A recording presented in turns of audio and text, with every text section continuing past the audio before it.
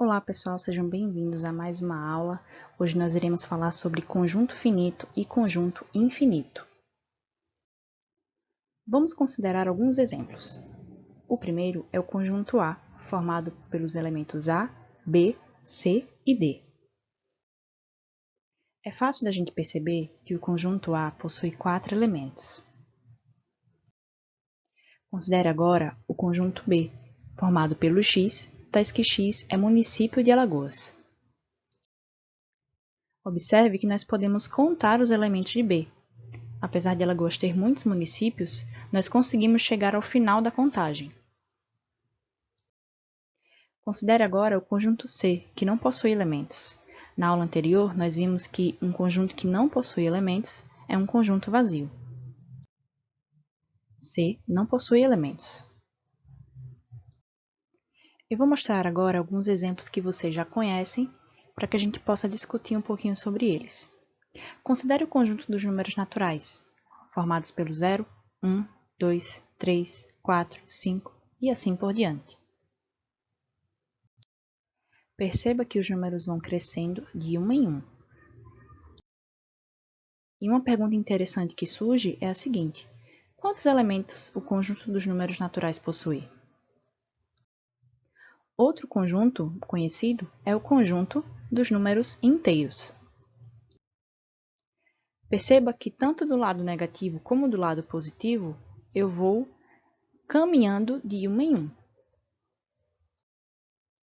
E a pergunta surge novamente: quantos elementos o conjunto dos números inteiros possui?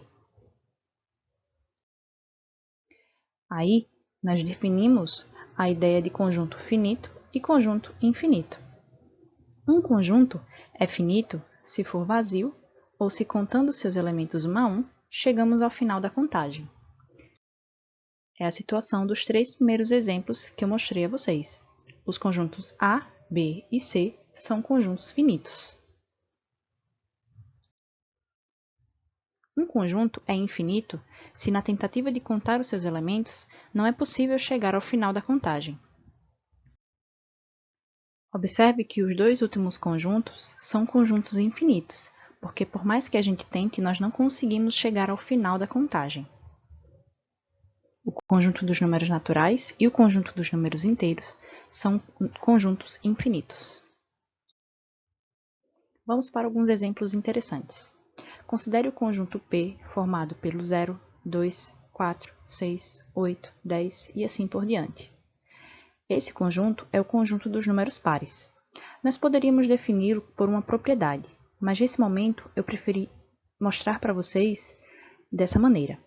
O conjunto dos números pares é um conjunto infinito, porque por mais que eu tente contar os números pares, eu não vou conseguir, porque eu sempre vou conseguir gerar novos números pares. Considere agora o conjunto dos números ímpares.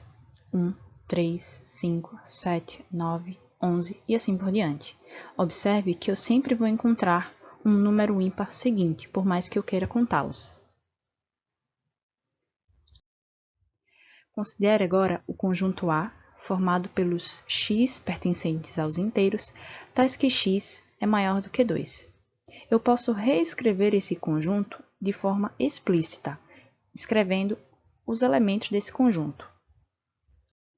Esse conjunto é o conjunto do número 3, 4, 5, 6, 7 e assim por diante.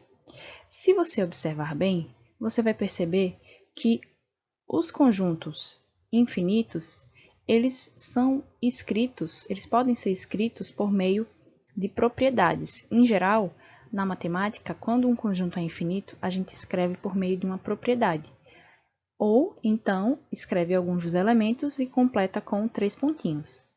A gente expressa que esse conjunto é infinito. Espero que vocês tenham gostado e até a próxima aula.